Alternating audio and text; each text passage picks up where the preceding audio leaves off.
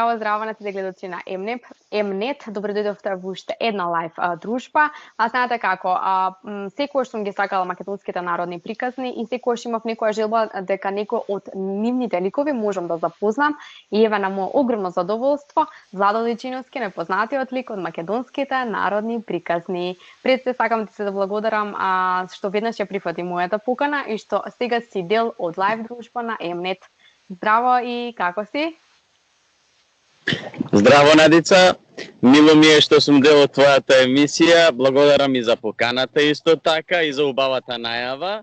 Еве јас како може да видите, преубаво сум. Во позадина, еве, едно убаво, мирно, чисто, убаво Охридско езеро. Наоколу има многу народ околу мене.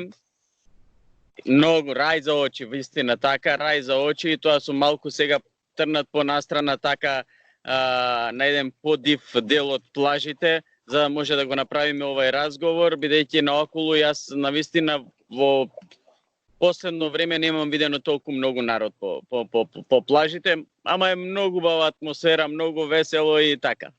Баш убаво е. Тоа е најубаво. Како што кажавме, рај за очи, многу уживање, па затоа и така и треба малку да се ослободиме од сето оној стрес нели кој што преовладува. За самиот почеток, кажи ми како започна твојата актерска професија? Зошто баш одлучи да се занимаваш со актерство?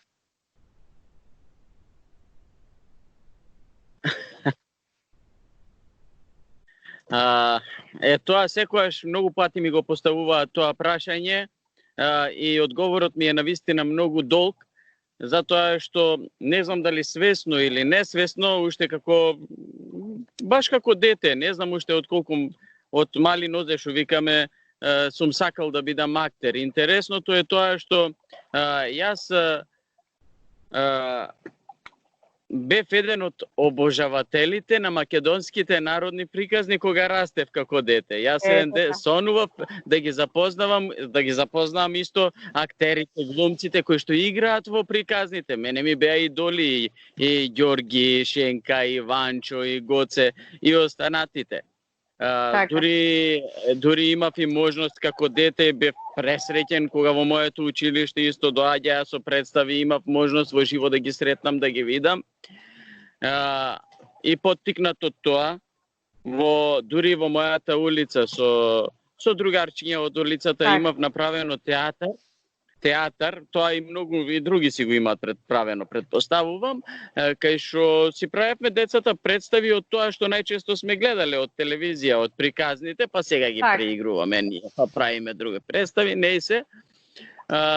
Тоа беше, па понатаму во средно училиште, јас иако учев економско училиште средно, и тоа не беше по моја желба искрено, по желба на моите родители, затоа што сака дури некако да ме одвратат малце од таа идеја, јас да видам глумец како кај нас глумците не се почитувани и така натака, не се, ајде се запишав економско, меѓутоа јас иако учев во економското, одев на тие што се нели секции, така, како што има драмска секција, не знам, ликовна и така натака, јас буквално скиснав на драмската секција во гимназијата. И можам да кажам дека бев дури и во представите што се работеа во гимназија, иако бев гостин од економското, секогаш ги играв главните ликови. И бев иницијатор за тоа што се прави и како да се прават представите. И после понатаму добро, се запишав како и да е на драмскиот факултет и уште првата година кога се запишав, тоа беше 2005 година некаде. 2006 година веќе добив на идеја да ја најдам Шенка, да и предложам да се снимаат повторно приказните, затоа што имаше се направи еден поголем застој од 2000 година до 2006 едно добри 5-6 години и не се снимаа приказните и да ги обновиме. На почетокот не бев сватен сериозно, меѓутоа бев многу упорен, како и за други работи што сум во главно знам да сум досаден од што сум упорен кога сакам нешто да направам. И бев упорен, неколку пати отидов до Кајшенка и предложив да направиме пилот емисија. Направивме пилот емисија со една локална телевизија тука во Охрид и снимивме, после тоа и се допадна пилотот емисија, организиравме, снимивме 12 епизоди. И така и почнаа воопшто да се снимаат приказните после долго време и доскоро и се снимаа. И се снимаја многу приказни од тогаш. И ги направивме тие 12 епизоди и секој никогаш нема да го заборавам моментот кога Шенка тоа ми го рече: ти кога ќе завршиш факултет, ќе работиш заедно со мене. И јас само што го завршив факултетот, јас играв во првата детска представа во театарот Колозов, кој што го водеше приватен театар Колозов, патувачки, кој што го води на времето кој што го започнал Ѓорѓе Колозов, сега го водеше Шенка. И јас станав дел од таа екипа веднаш по моето завршување. И изиграв со нив многу представи. И горе-долу накратко тоа е мојата историја како сум почнал да работам како глумец, да се занимавам со се ова. Упорноста секојаш на крајот знае да се исплати. Тоа е најважно. Точно. Најважно е упорноста и важна е секојаш целта, каква цел сакаш да постигнеш. Односно секојаш стремењето кон тоа што сакаш да се исполниш целта и дефинитивно доаѓа успех на тоа. Да. Владо, вие кажавте нели дека чувството е незаменливо нели да бидеш до твоите главни ликови кои што знаеш нели дека си гледал на телевизиските екрани рамо до рамо со нив. Какви искуства ти пренесоа тебе? Извинете, не ве слушнав уште еднаш. Рековте и самиот нели дека сте биле рамо до рамо со оние ликови кои што се сакале да ги запознаете кога сте гледале нели на телевизиските екрани. Какви искуства добивте од нив? Од постарата генерација на актери? Апсолутно, многу големи искуства. Не се тоа искуства дури. Јас би можел да го наречам тоа школа. Цело школа. Значи, затоа што и голем дел од публиката денеска што ме гледа и знае да ми рече: ти си како таа генерација на Колозов, на Ванчо, на Шенка, зошто нема повеќе такви глумци? Не, глумци има кај нас, има и многу добри глумци, имаме навистина многу добри, убави глумци имаме. Сега начинот на игра е можеби поразличен. Јас ја фатев, иако имав завршено еден факултет, јас со моите колеги како да сум завршил уште еден факултет. И тоа не се работи кои што можеби ќе ти ги остават или ќе ти кажат вака се прави или така се, иако сум имал доста можност да ме исправат во некои грешки. Меѓутоа, со самото тоа што ги гледаш како работат, си во процесот заедно со нив кога се создава една представа, кога се снима, гледаш како ги создаваат ликовите и едноставно крадиш од тоа. Да, но секако крадење на занае. Да. И имав таа можност и навистина сум горд, ми е за кеф што ја имав, доволно ми е таа можност да работам и да украдам многу од актерскиот занает од нив. Да, ти кога го работиш тоа со толку многу љубов, и додека зборуваш со толку многу љубов кон својата работа, па и затоа сето тоа и се гледа на виделина. Некои кои се предавани на својата работа, најважно е и да го работиме она кој што го стакаме и како што кажавме, нели на крајот се ќе се исплати. Влада, во некој од твоите изјави имаш кажано дека некогаш знаеш да ги подготвиш костумите ти самиот, па колку време ти одзема сето тоа? Искрено ми одзема до многу време и тоа е еден голем влог исто така во целата работа, во таа што ја работам јас, односно пак ќе се надоврзам на тој приватен театар Колозов кај што започнав и ја имав честа дури еве сега и Шенка кога поредко игра во тие представи, игра од време на време, сепак меѓутоа не со тој интензитет како порано, затоа што ние знаеме дневно да изиграме и по 5 представи и со патување на секаде низ Македонија. Да, малку е напорно. Да, и сепак ја имав честа да буквално да ми го отстапи местото на театар Колозов да го водам јас. Сега за тоа исто е потребно односно сите костими кои што ги имаме веќе и старите костими, а тоа се навистина многу. Јас дома имам буквално еден магазин цел кој што ми е на сталажи, на рафтови, на закачалки, само костими, не знам колку костими. И создавањето на нови костими, сепак ќе кажам, создавањето на нов костим е еден многу интересен креативен процес. Односно, зависно од ликот, каков е, па се внесуваш со љубов, баш како што кажа во работата. Ситници, некои ситници на самиот костим знаат многу да отворат и да кажат за ликот кој што го играш и навистина е потребно да е добар. Потежок е делот да го сочуваш тој костим. Сега, например, јас искрено живеам на 4-ти спрат во зграда во Скопје, а магазинот ми е долу на приземје. А тие костими иш да не, барем 2 пати во годината сакаат да ги извадиш, да ги пролуфтираш, да ги испериш, да ги исчистиш.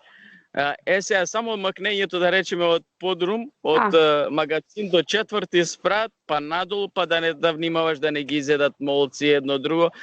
Потешкиот дел околу костимите е тоа отколку... А другото, создавањето костимот вистина е интересна работа, затоа што си во процес на создавање на нешто што ќе е убаво, што сакаш да го видат, да е интересно, да е забележано, да остави впечаток кај некого, да поттикне кај некого нешто.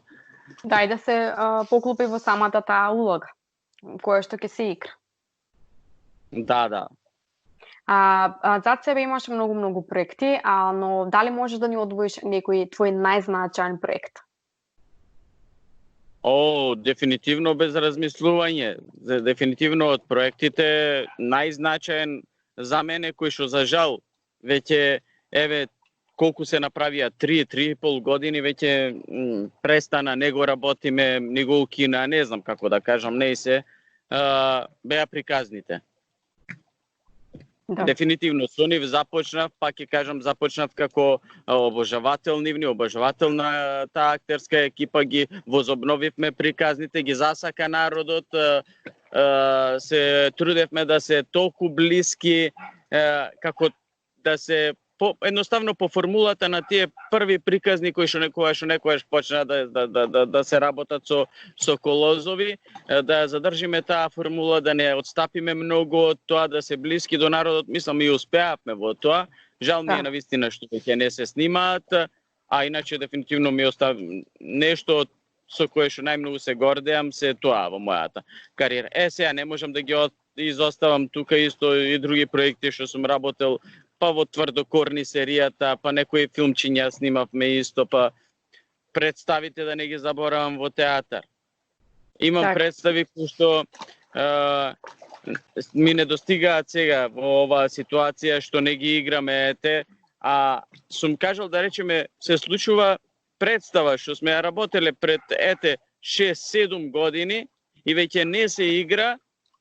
Тоа е многу интересно кај нас актерите. Значи, еден ден ми треба проба да направам, само да застанам на сцена и да уживам како никогаш дотогаш, како прв пат да играм таа представа, а ќе се сеќавам на целиот текст, на целата ситуација, на целото дејство представата, само за еден час проба, а ќе ми се чини како да прв пат да ми се случува нештото. Тоа е најубаво чувство. Има неколку исто представи кои што никогаш нема да може да ги заборам. Последно игравме една во Кумановскиот театар, работев една представа, се играше, се викаше комедија Мани, односно првиот работен текст беше Фани Мани, по текст на Реј Куни. Тоа беше една прекрасна комедија. Секое играње на представата ми било како нова представа да играм, доживување. Секое беше со различна смеја, со различен аплауз. Понатаму исто во Штип гостувавме со таа представа, беше и таму играв главен лик, многу комедија на ситуации, така беше. Бега ја веа женати, се вика. Исто по текст на Реј Куни.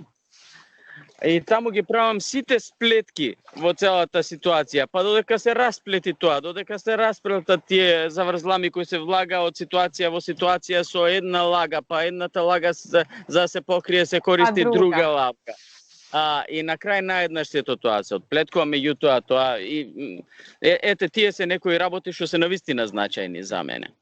Да се надеваме ли дека може, например, да се започне со снимањето на уште некој серијал на македонските народни приказни? Дали има надеж дека може нешто да се започне, некој нов проект? За жал, засега, ако разбрав добро дали имаме најава за нов проект, ако беше тоа прашањето, мислам дека засега нема ништо.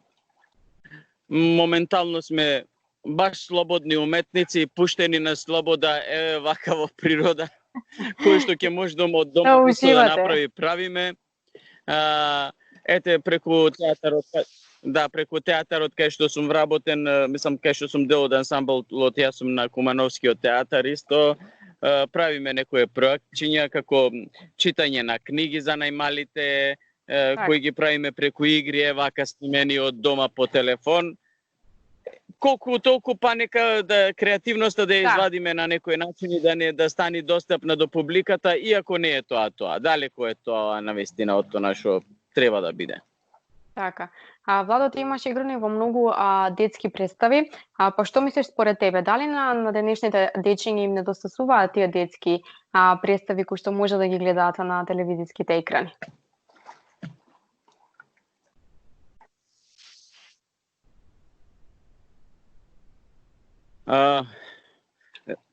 Искрено ни прекинува комуникацијата. Да. Ќе се обидам да одговорам на прашањето, бидејќи беше за детските представи. Околу детските представи се едни од моите омилени представи. Започнав првата представа со која што започнав да ја работам, тоа беше таа представа со прв пат во театарот Колозов, кога започнав се викаше Убавицата и ѕверот. Таму го играв ем принцот, ем ѕверот. Понатаму се редеа многу детски представи. Изигравме некои од насловите на кои што можам да се сетам, ќе ги набројаме, Али Баба и 40 разбойници, Сказна за рибарот и златната рибка, според народна приказна една игравме Итриот и завидливиот, Пинокио, па Малата сирена, скоро беше, па не се сеја и не можат во моментот да ми текнат сите, иако доста представи изигравме детски, многу вистина детски представи и особено ми се мили.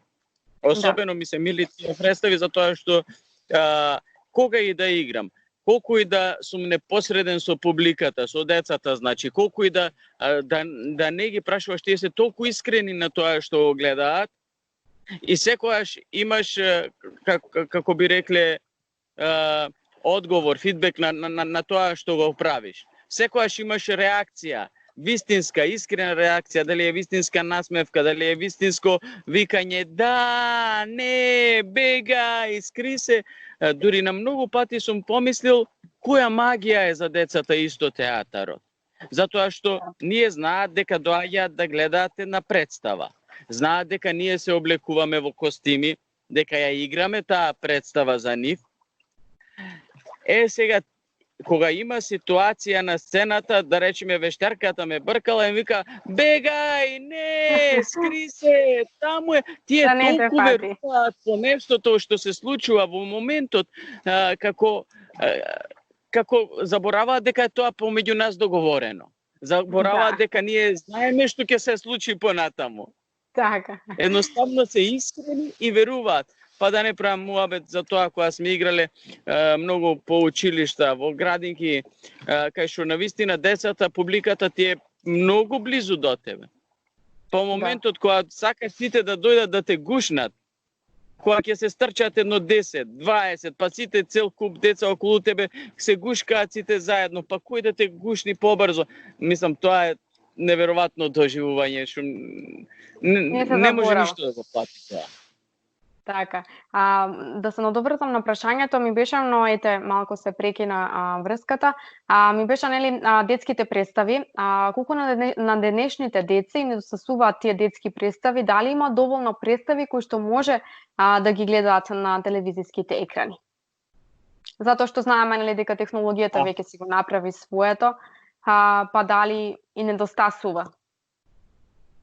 Апсолутно дека недостасува. ете и во театар кај што играме представи, и во театар недостасува да има многу повеќе детски представи, затоа што децата уживаат кога ја гледаат представата, особено кога се случува пред нив во живо. Училиштата дури треба, јас тоа сум кажал, да го направат. Тие имаат по програма дека еднашка во годината треба да ги однесат на театар. Не, кога гледате дека децата тоа го сакаат, уживаат на представата, не еднашка во годината, еднашка во месецот, баре најмалце треба да посетуваат театар. Што се однесува. А иначе за телевизијата, за жал јас исто ви кажам, пораснав во едно време кај што имаше навистина многу детски серии. Јас само можам да се сетам на некои кои што нема да што сум ги повторувал и што сум ги сакал, што сум ги чекал како дете да почнат од приказните, па во светот на бајките. Да. Прекрасна серија, неповторлива серија, значи. Чекавме со нетрпение. Со толку магија во сето тоа, магија во глумците што го прават нештото. Понатаму, ајде да се дружиме имаше серија. Па не знам, весела математика, па бушава азбука, па навистина имаше премногу за децата серии кои што сак Белото циганче и така натака, што сакавме да ги гледаме, што ги чекавме да ги гледаме серии.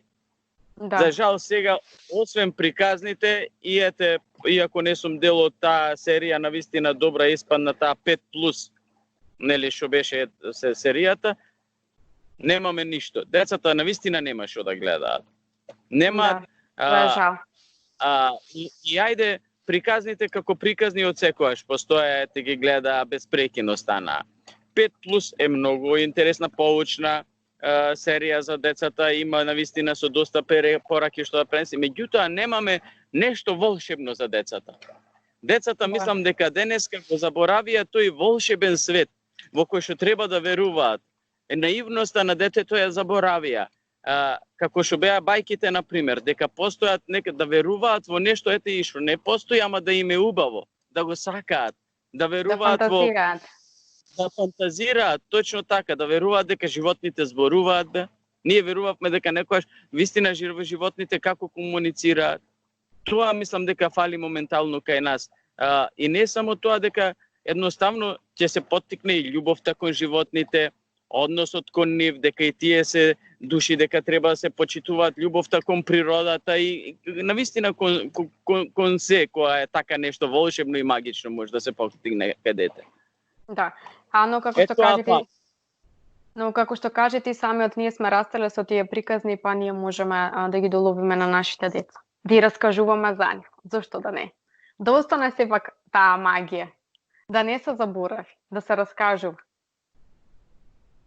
Баш така кажа. Влада, ајде малку да се навратиме на сетовите. Сигурно е имало некоја интересна случка пред снимањето. Дали можеш да одвоиш една да ни раскажеш? Многу тешко прашање. Знаеш, кога има многу малце и кога се многу ретки тие ситуации, и лесно ти е да ја запамтиш како ситуација затоа што се случило еднашка, два пати, три пати и ти останува во сеќавање. Меѓутоа, нешто што се случуваше буквално на секој дневно и тоа по неколку пати во денот, тоа навистина е тешко да издвоиш една ситуација таква. Па не знам, ние се случувало само од текстовите кои што си ги правевме меѓу нас. Сценариото е едно, од тоа сценарио од 3 реплики, ние ќе го направиме на 20 реплики, затоа што ќе се договориме. А тие што се одоколу, никој не знае што ќе кажеме ние. Ние само што ќе почнеме да снимаме и тука има едно општо смеење.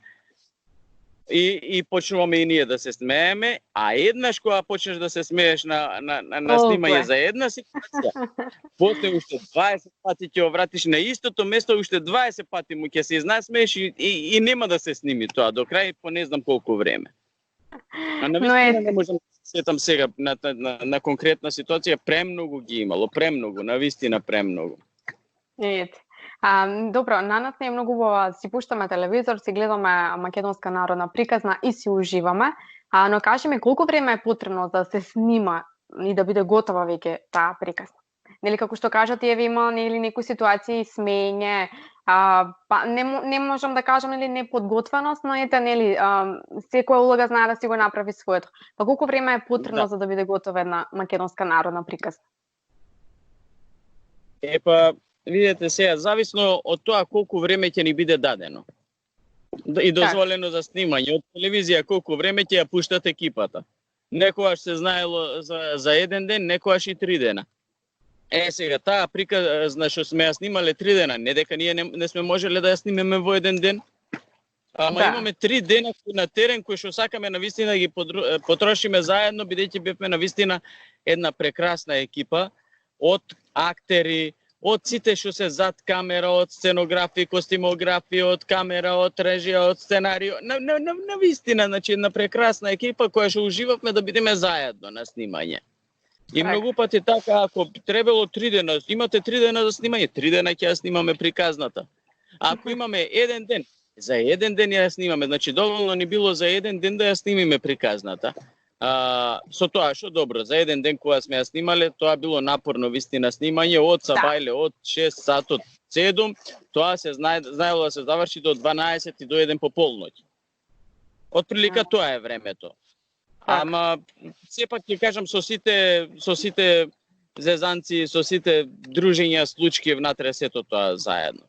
Сега понатаму има потреба вистина да помине, нели тоа знаете и вие, во продукција, во постпродукција, во монтажи, едно друго да се среди тоа. И за тоа е веќе друг дел да не разговарам. Тоа е и подолгиот дел можеби на работата отколку самото снимање. Да. Тоа е најдолго. Па и најнапорно можам да кажам. Што ги гледам јас колеги. Владо, кажи ми, кои мудрости ти ги извлече од македонските приказки? Леле, има многу, не? Подсети едно време на некои ситуации. Сега уште почетокот кога почнавме да ги снимаме приказните и јас нема да кријам, едно време доста и пушев цигари, значи така. Си пушев цигари, за сега веќе некое подолго време сум ги баталил и многу ми е убаво што не пушам во животот мој веќе. Се надам нема да запалам никогаш понатаму. И пример од тоа, колку пати мајка ми ќе ми кажеше на почетокот, леле, па ти пушиш цигари, шо е тоа, пушиш, ете, приказните ги правите, гледате дека тоа не е убаво, таму кажуваш, а ти вака и вака. Гледаш. Она ме поучуваше, она што се покажувал јас. И така, она баш со свој камен погледа, што викаат. И не се. Ама добро, приказните секогаш ја носате, инаку една е главната поента во приказните, односно основната филозофија ја држат. А тоа е борбата помеѓу доброто и злото, и дека доброто секогаш победува над злото.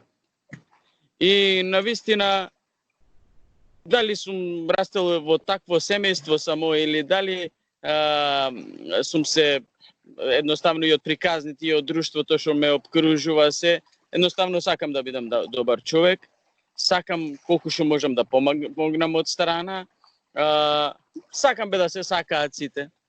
Сакам да биде убаво. Сакам да бидат сите среќни. И мене ми е убаво кога се среќни и другите околу мене, едноставно.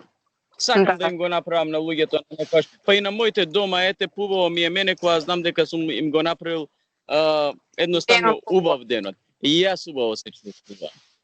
Тоа е тоа, мислам дека и тоа е најважно, како што кажа. Среќата, малите ситници во животот, мислам дека тие са нели најважното нешто во животот. Ние самите да си го направиме за да ни биде убав, како што кажа и ти. Владо, ти си татко, па кажи ми колку синчето го промени твојот живот? Каков татков си ти? Дали знаеш малку? Јас сум татко, многу среќен татко сум. Ете, јас додека сум овдека, моето синче, значи малку е подолу од мене таму на плажата со мајка му се и не излегува од вода по цел ден. Значи, многу убаво дете, многу весело дете, радосно дете, сака исто. Да, неверојатно покрај мене и мајка му сака, гледа ние како се дружиме со луѓе, како ги сакаме луѓето. Навистина, дете кое што можам да кажам дека не се плаши да појде од прв пат да дојде кај нас човек, да се дружи со него, да е насмеано, не е диво, да бега. ја сака природата, многу сакаме животни. Одиме во село, си имаме, кај што имаме исто куќа во село, таму се дружиме, па во комшите дока до нас таму чуваат овци, по цел ден знае да е со овците, внатре измеѓу овците е измешан.